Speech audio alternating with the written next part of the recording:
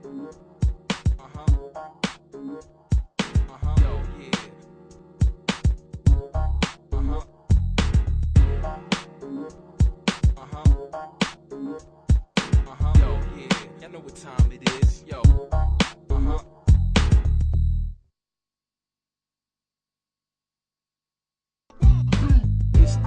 with the master plan. I'm here to turn it out with the mic in my hand.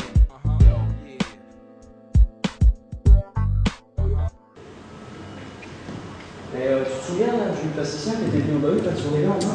Mais qui? La Gonda. Mais c'est quoi un plasticien? On va voir.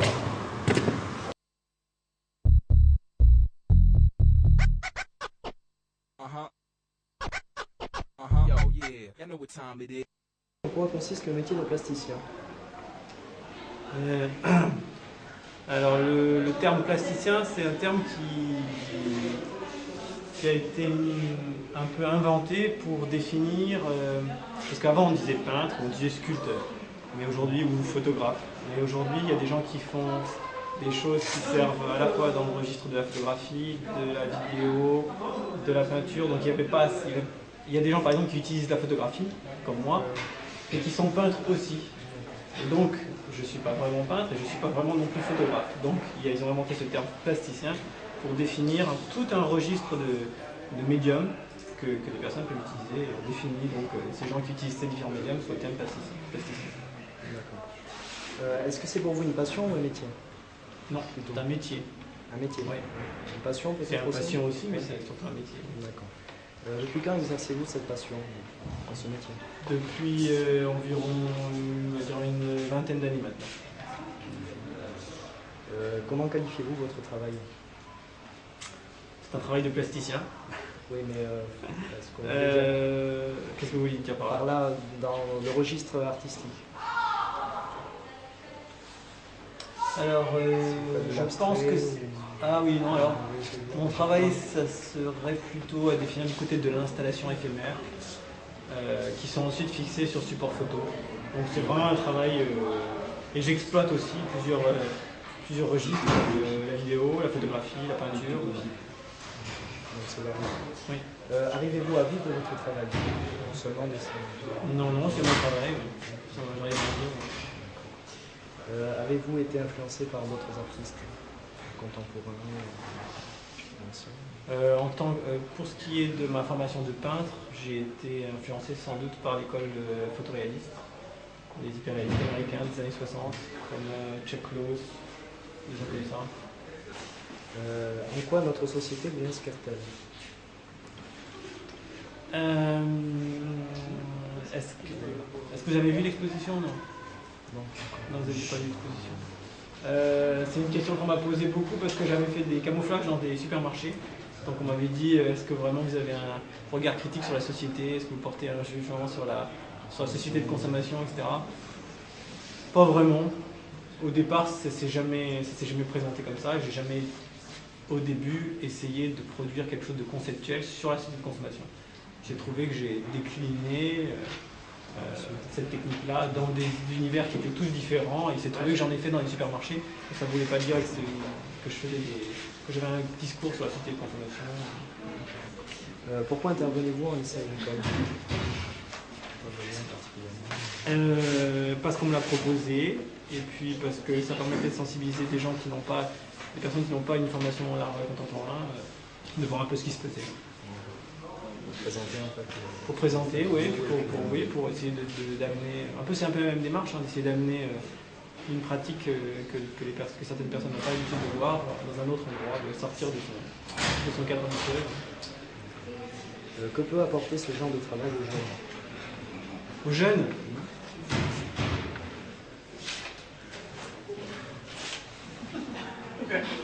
À vous de me le dire, je ne sais pas.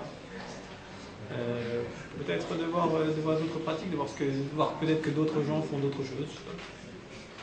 Quand on a voulu faire ce travail avec Madame Ducournau, on avait pour objectif de travailler avec une classe de première et de réaliser un camouflage dans les locaux du lycée de Vic, de A à Z, de montrer un peu comment ça se faisait, etc., de façon à sensibiliser les élèves à mon travail de plasticien. Donc de ce point de vue-là, ça a été bien fait. On a réalisé du camouflage et les élèves semblent contents.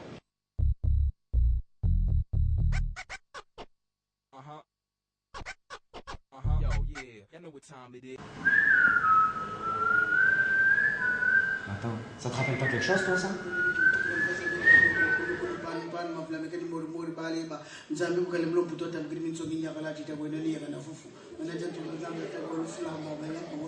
Alors, ce qui veut simplement dire, en ma langue, bonjour. Je m'appelle Bertrand Nzoutani, je viens du Congo, je sors d'une famille de musiciens. Mon grand-père était musicien, mon père était musicien, mes oncles paternels étaient musiciens, ma mère était conteuse. Oh, oh,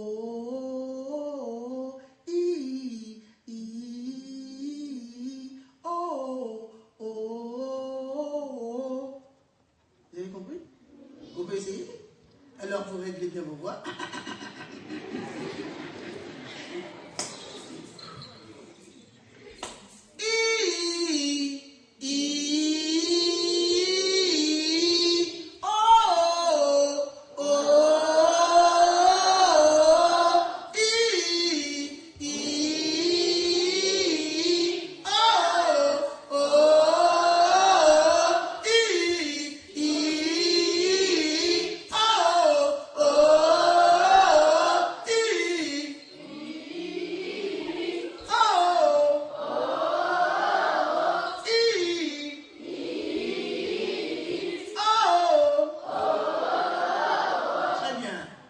De quelle école venez-vous et quelle classe est-ce que vous avez? Nous venons de l'école Pierre Guillard à Bic.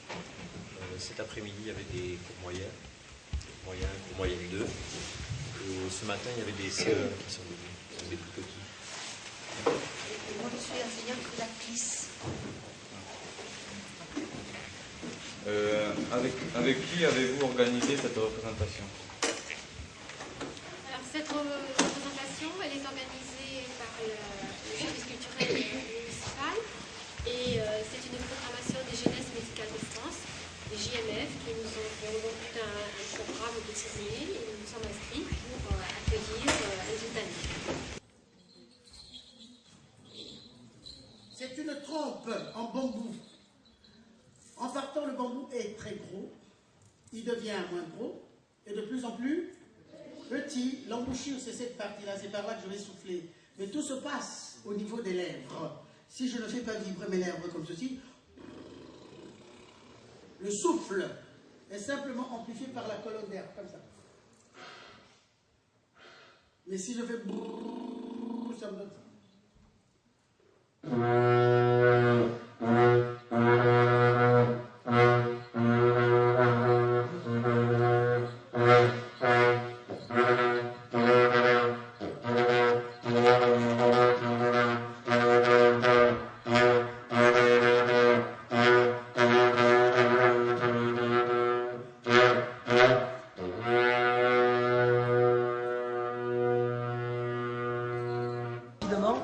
Moi je voulais vous poser comme question, donc depuis combien de temps vous faites ça? Depuis combien de temps vous êtes là? C'est depuis au moins 15 ans que j'en vis. Je travaille professionnellement, mais sinon avant je le faisais, mais en faisant autre chose à côté. Et vous faites ça dans un but culturel? C'est une connotation artistique ou des choses de particulier? C'est-à-dire, je travaille beaucoup avec des associations culturelles, mais là, je fais une tournée pour les jeunesses musicales de France, dans un cadre pédagogique dans les écoles, donc contes et musique traditionnelle d'Afrique. Donc, ils recherchent, eux, un côté pédagogique, la présentation d'instruments, et puis, bon, savoir manipuler les instruments, les maîtriser, et puis les expliquer aux enfants. Et donc, une petite dernière question, parce que justement, par rapport aux instruments, ça, je trouvais très intéressant. Est-ce que ça doit avoir un sens chez vous? Est-ce qu'il y a un sens tout à fait. C'est-à-dire quand, là, je m'adresse aux scolaires, je ne suis pas obligé, je me réserve un peu de ne pas trop développer le côté profond de tous ces instruments-là. En principe, le pluriarque, on le joue en musicothérapie. Donc c'est le soir, à l'intérieur d'une case, et quelquefois on peut faire partie du groupe social, mais sans savoir que son oncle ou le grand-père en joue. Si on n'est pas présent, si on ne fait pas partie du groupe qui va solliciter le devin, qui va opérer, donc on ne peut pas savoir que le grand-père en joue. Moi j'étais déjà en France, j'avais vécu 8 ans, je suis retourné là-bas, comme je m'intéressais aux instruments traditionnels. Ce n'est qu'à partir de ce moment-là que j'ai découvert que mon grand-père jouait du pluriarque. Avant, en vivant là-bas, je ne savais jamais que mon grand-père en jouait. Donc, voilà. Très bien. Merci beaucoup. De rien. Bonne journée. À vous aussi.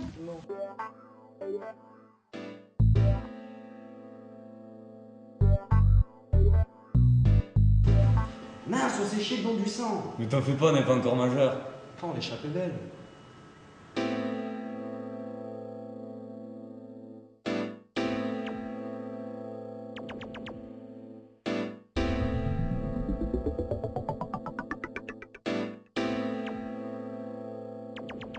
Tu les sens vachement, je trouve.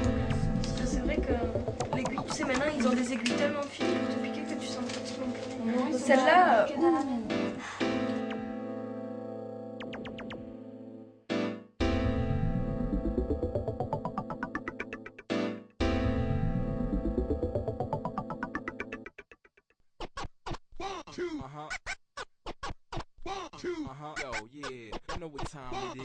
Et tu sais où ils étaient les délégués pendant 3 jours hein?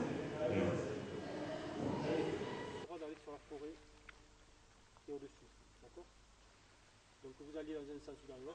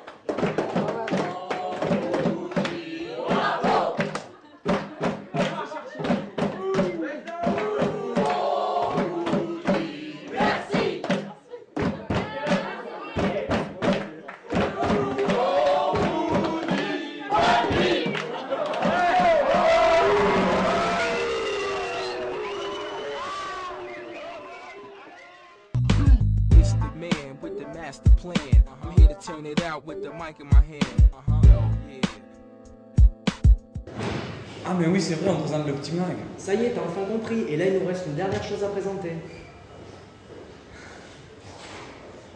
C'est toi qui parles. Là, tu dis même, je me souviens même que c'est des BTS. C'est les BTS qui ont fait le truc avec les qui ont fait venir des enfants. Pour aller vite. Putain, mais ouais, mais il sait pas ce qu'il veut dire.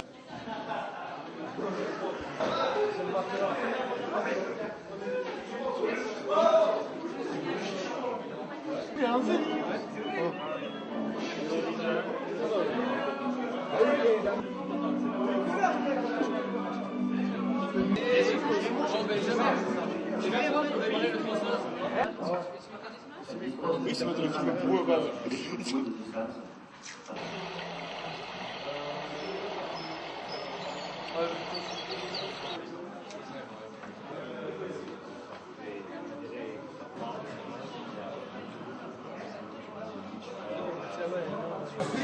On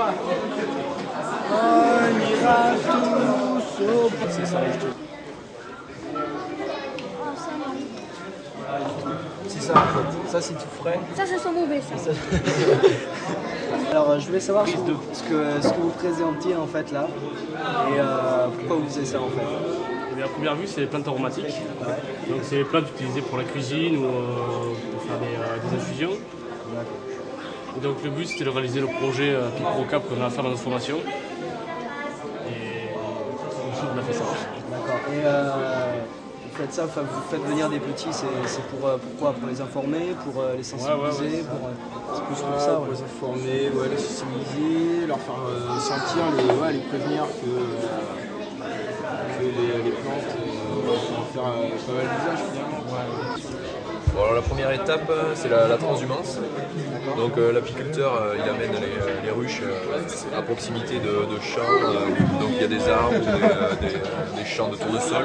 Donc il les laisse un petit moment où les abeilles viennent butiner, se baladent un peu à droite à gauche et elles ramènent le pollen, quoi. Et ensuite, il revient quelques temps après avec cet engin là, qui s'appelle un enfumoir, vous voyez ici aussi, pour apaiser les abeilles donc, et pour pouvoir récolter tranquillement.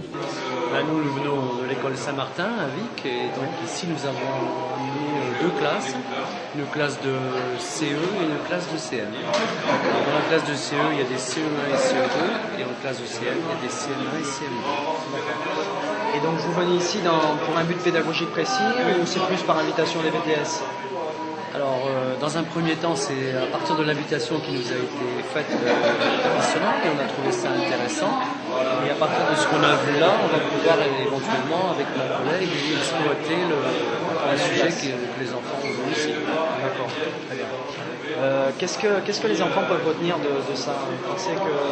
Je pense qu'ils peuvent retenir beaucoup de choses parce que disons que c'est un domaine qui les intéresse énormément, qui les interpelle, tout ce qui est proche nature, d'autant plus que depuis le début de l'année on a quand même aussi travaillé un peu sur le bois, la forêt, donc ils ont été interpellés dès le départ, donc je pense que maintenant on va pouvoir bien exploiter le sujet.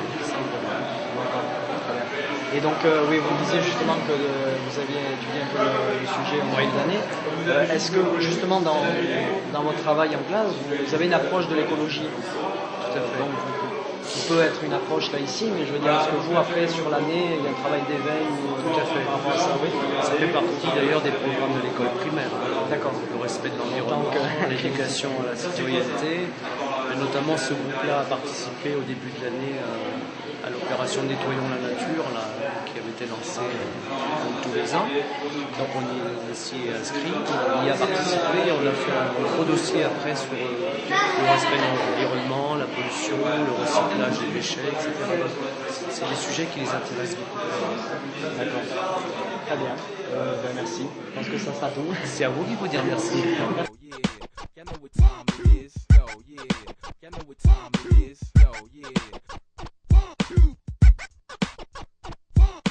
On vous souhaite à tous Joyeux Noël. Et on se retrouve au trimestre prochain pour un nouvel épisode du Petit Mag.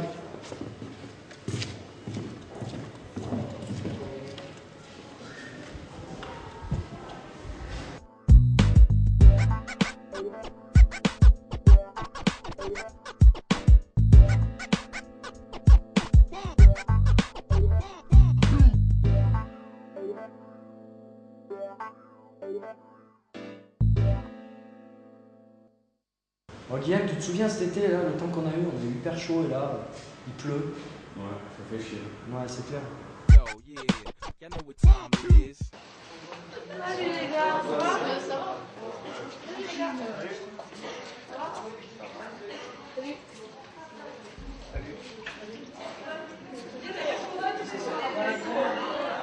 Ça vous dit combien d'en avez-vous? Ouais. Ah, moi, là, t'inquiète pas, s'il n'y a pas d'inclus, bon, maman, elle peut vous amener vers 8h30. Ouais? Après ça, on va aller chez vous, je fais ça. Ah ouais, parfait. Ah ouais, on va se très long.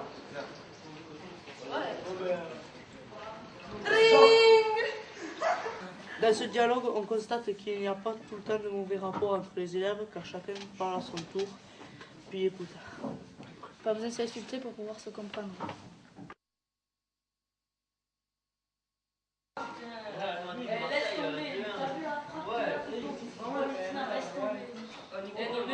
Obligé cette année, ils vont. Prends ton sac. Par contre, t'as du bien.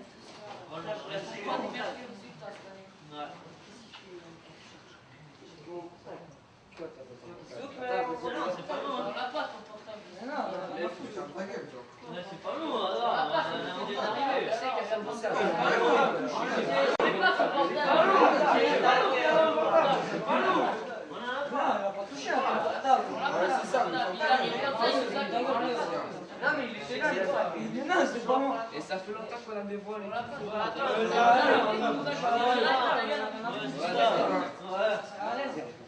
Non, mais non. Vas-y, on est là. On l'a pas caché. C'est gros. Vas-y. Sors. Arrêtez, sors.